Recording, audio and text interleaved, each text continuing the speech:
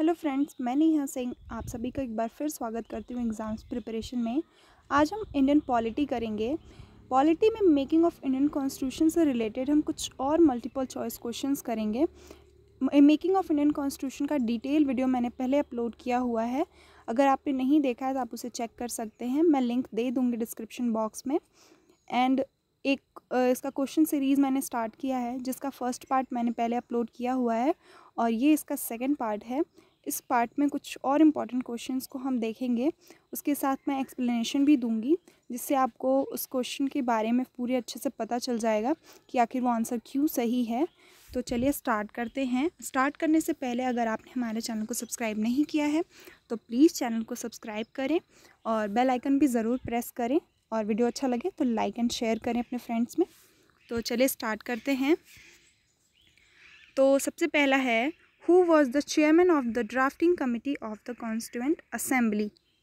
तो इसका ऑप्शन मैं देती हूँ, फिर बताइएगा आंसर। ड्राफ्टिंग कमेटी का चेयरमैन कौन है? तो option A is JL Nehru यानी Jawaharlal Nehru, B is Sardar Vallabh Bhai Patel, C is BR Ambedkar and D is KM Munshi.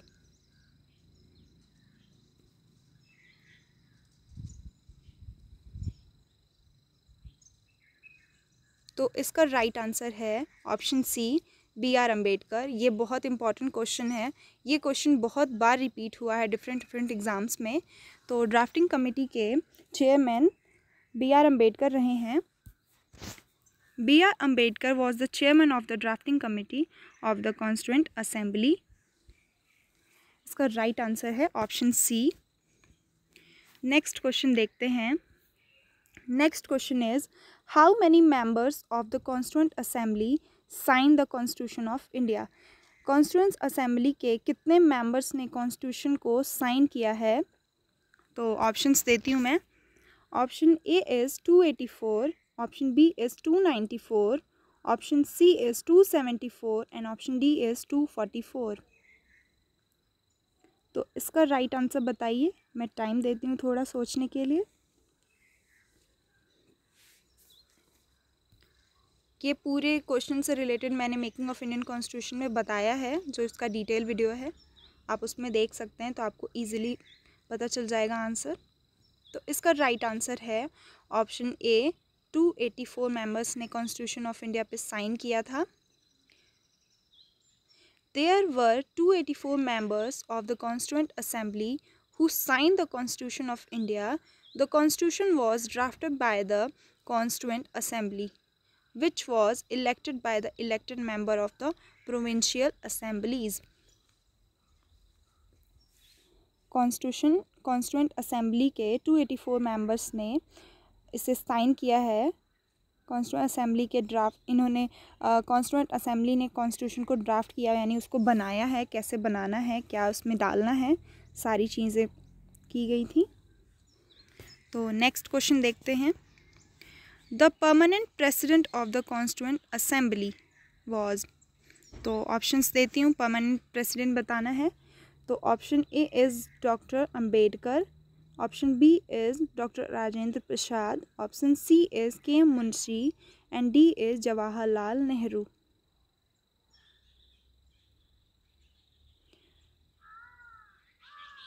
तो इसका राइट आंसर है option B, doctor Rajendra Prasad. Permanent president थे ये कॉन्स्टिट्यूएंट असेंबली के। एंड बताइए अगर आपको पता है कि टेम्पररी कौन थे।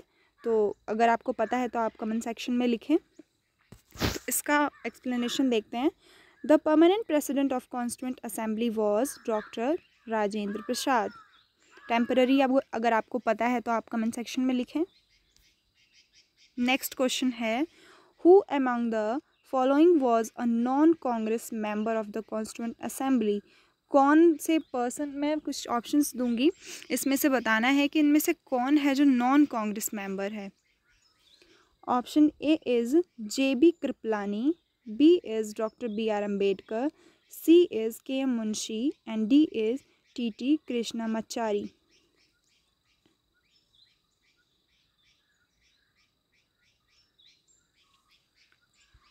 तो इसका राइट आंसर है option B, doctor BR Ambedkar.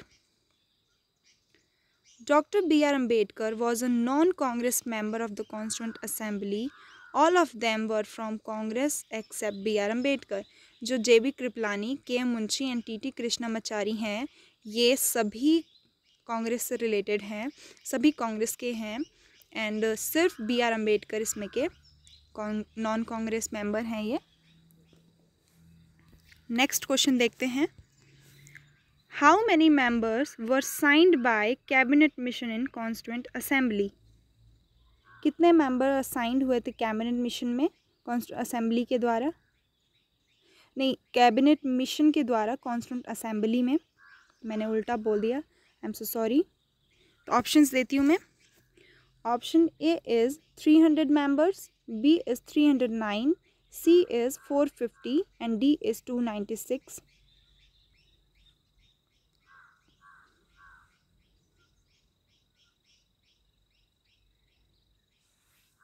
सो इसका right answer option D, 296 member assigned हुए थे कैबिनेट मिशन के द्वारा कॉन्स्टिट्यूएंट असेंबली में। There were 296 members assigned by Cabinet Mission in Constituent Assembly. The mission consisted of Lord Patrick Lawrence, ये भी बहुत important है, पूछा जाता है, the Secretary of State for India, Sir Stafford Cripps, President of the Board of Trade, and A.V. Alexander, the First Lord of the Admiralty. 296 seats assigned in the Cabinet Mission in Indian Constitution. तो next question देखते हैं। What was the duration in the making of Indian constitution? Most important question, बहुत पूछा जाता है exam में, बार बार repeat हुआ है ये क्वेश्चन। तो इसका मैं ऑप्शन देती हूँ। Option A is 1 year 10 month and 12 days, option B is 2 year 10 month and 5 days, option C is 2 years 11 month and 18 days, and option D is 3 years 6 months and 7 days.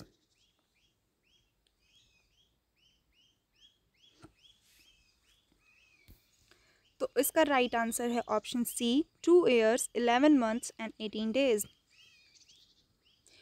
The Indian Constitution is the world longest constitution. ये India का constitution है, जो India का संविधान है, ये world में सबसे बड़ा संविधान है। At the time of commencement, the Constitution had 395 articles in 22 parts and 8 schedules. It consists of almost 80,000 words and took 2 years 11 months and 18 days to make. इसमें 80,000 वर्ड्स का यूज़ हुआ है, एंड ये ऑलमोस्ट है अभी, मतलब इसमें कंफर्म नहीं है कि इतना ही है, कुछ एक्स्ट्रा भी हो सकते हैं। एंड जब ये कॉन्स्टिट्यूशन जब बना था तो 395 आर्टिकल्स थे एंड 22 पार्ट्स में डिवाइडेड था एंड 8 शेड्यूल्स में इसे किया गया था, बनाया गया था। इसको बनाने में 2 साल 11 महीने 18 दिन लगे थे। नेक्स्ट क्वेश्चन देखते हैं। Which of the following gave the idea of constituent assembly for India? किसने आइडिया दिया था? तो option A is Simon commission, B is Rajaji formula, C is Cabinet Mission Plan and D is Webber Plan.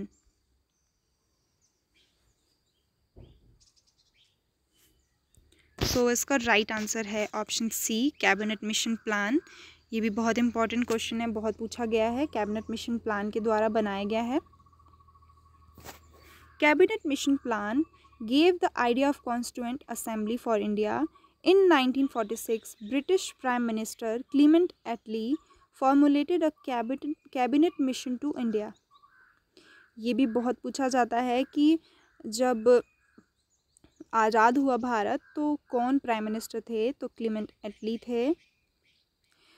Rajaji formula was formulated by C. Rajagopalachari to solve the political deadlock between All India Muslim League and Indian National Congress.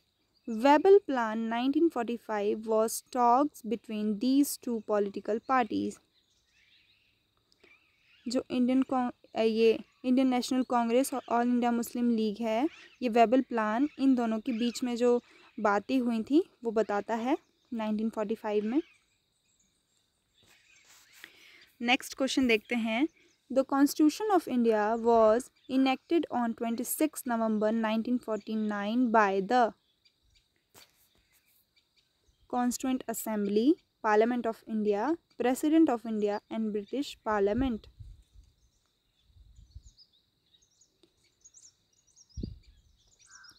Twenty November को 1949 में किसके द्वारा enact किया गया था? तो ये किया गया था option C, president of India के द्वारा।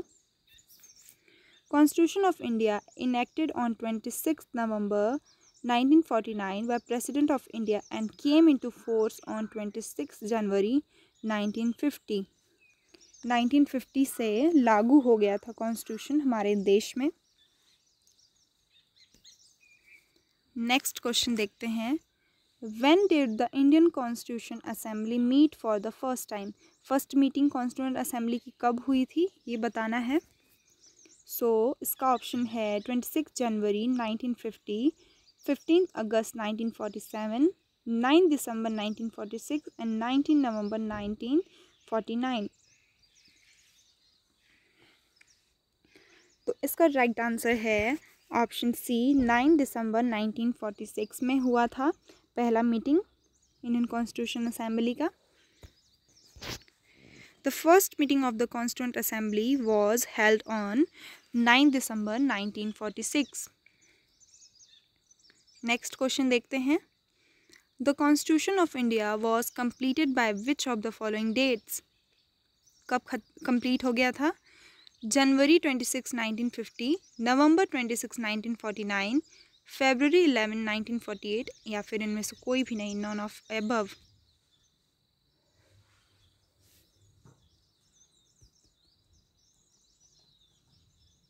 तो इसका राइट आंसर है ऑप्शन बी, नवंबर 26, 1949। बहुत इंपॉर्टेंट क्वेश्चन, बहुत पूछा गया एग्जाम में।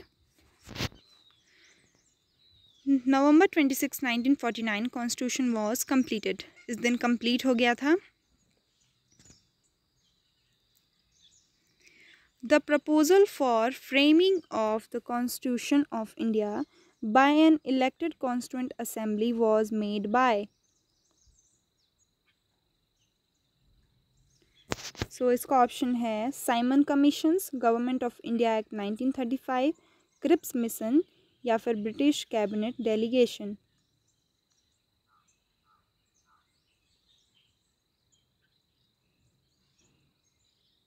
तो इसका राइट आंसर है option D, British cabinet delegation के द्वारा ये किया गया था। The proposal for framing of constitution of India by an elected constituent assembly was made by British cabinet delegation। इसका राइट आंसर है ऑप्शन डी।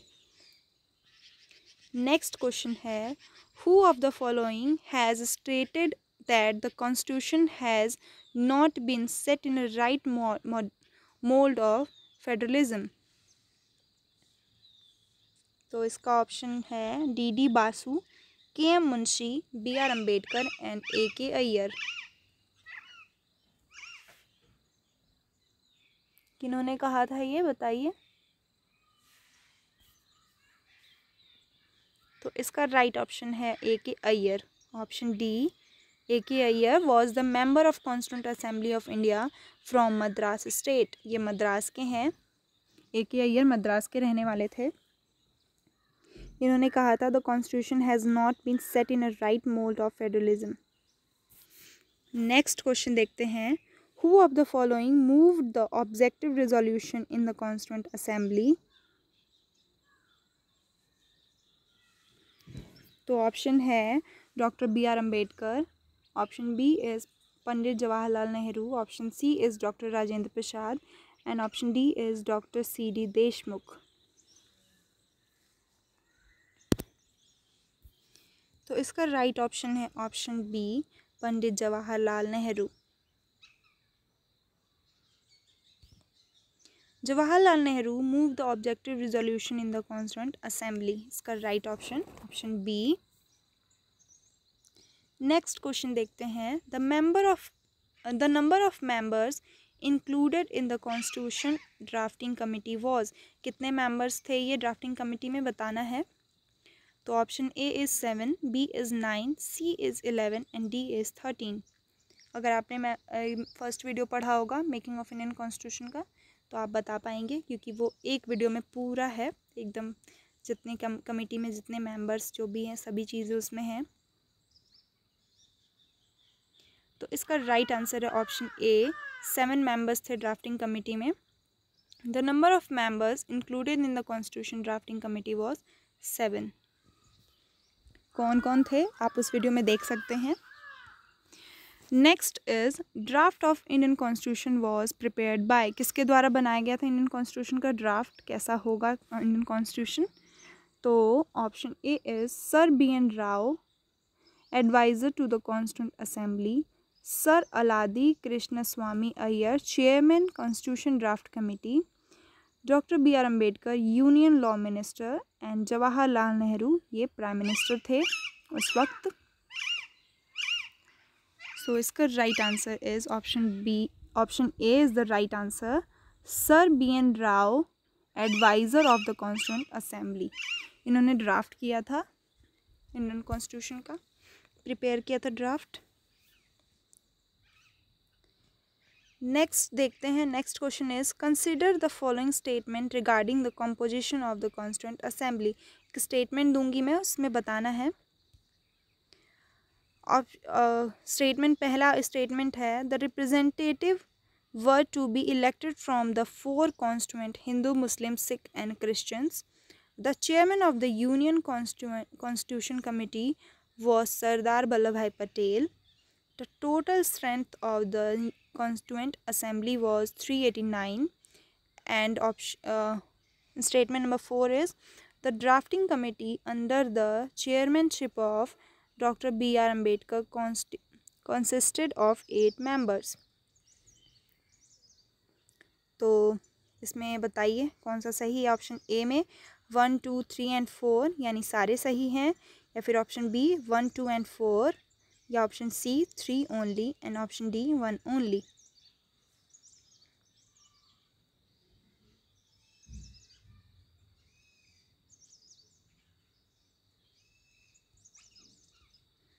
तो इसका आंसर है ऑप्शन सी 3 ओनली। इसका राइट आंसर है 3 only. The total strength of the constituent assembly was 389।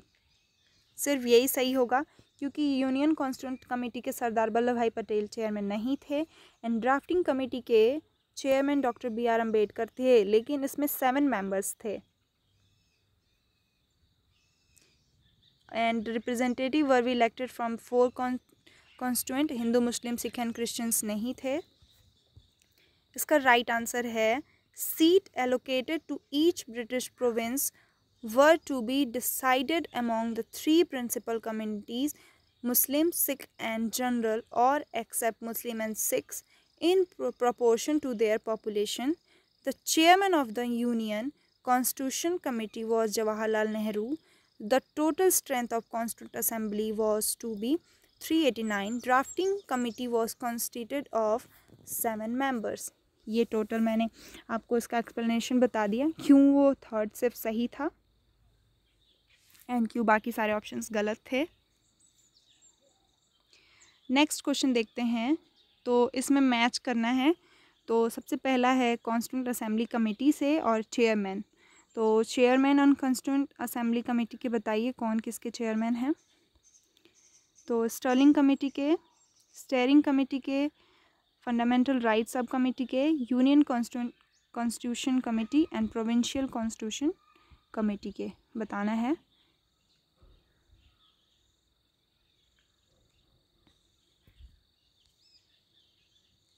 इसका code देती हूँ मैं ABCD में and option A is the right 2, 3, 4, 1 इसका राइट आंसर है। स्टेयरिंग कमेटी के राजेंद्र प्रसाद हैं and fundamental right sub committee के JB Kripalani and union constituent committee के Jawaharlal Nehru, provincial committee constitution committee के सरदार वल्लभ भाई पटेल। ये राइट आंसर है। Next question is consider the following statement. मैं स्टेटमेंट देती हूँ, इससे बताना है कौन सा सही है। Doctor Sachchidanand Sinha was elected as the provincial president of the constituent assembly. Statement number 2 is H.C. Mukherjee was elected as the Vice President of Constituent Assembly. तो इसका ऑप्शन है, option A is 1 only, B is 2 only, C is both 1 and 2, D is neither 1 nor 2। तो इसका right answer है option C, both 1 and 2, दोनों सही है। Doctor Sachchidanand Sinha जो थे was elected as the provincial president of constituent assembly and HC. Mukherjee ये vice president थे कॉन्स्टिट्यूंट असेंबली के। जो ये एक्सप्लेनेशन है जो मैंने अभी बताया। नेक्स्ट क्वेश्चन देखते हैं, इसको मैच करना है list 1 and list 2। First vice president of constituent assembly, originally the only Congress member of draft committee, member of Constituent Assembly representing Rajasthan's princely state, D is chairman of Union Constitution Committee। तो इसे match करना है, बताइए किसका क्या सही है।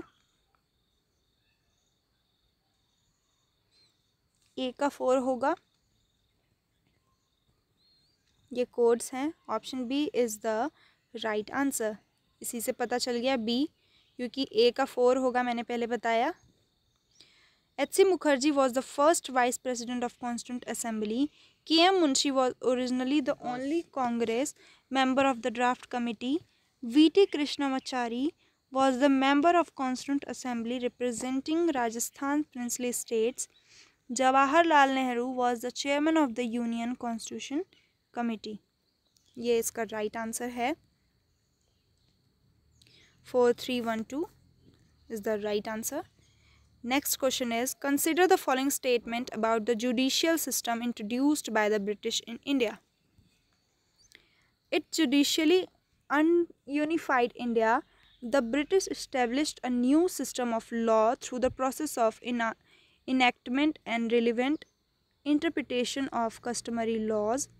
In general, the British tended to avoid the customary law of India. Which of the statement given above are correct? इसमें से बताना है कौन सा सही है। Option A is option A is 1 and 2 only, 2 and 3 only, 1 and 3 only, and 1, 2 and 3 सारे सही है, बताइए। सो इसका राइट आंसर है option A, 1 and 2 only। Judicial unified India. In general, the British observed customary law of India.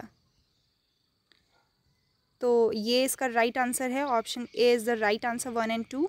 Judicial in unified India, the British established a new system of law through the process of enactment and relevant interpretation of customary laws.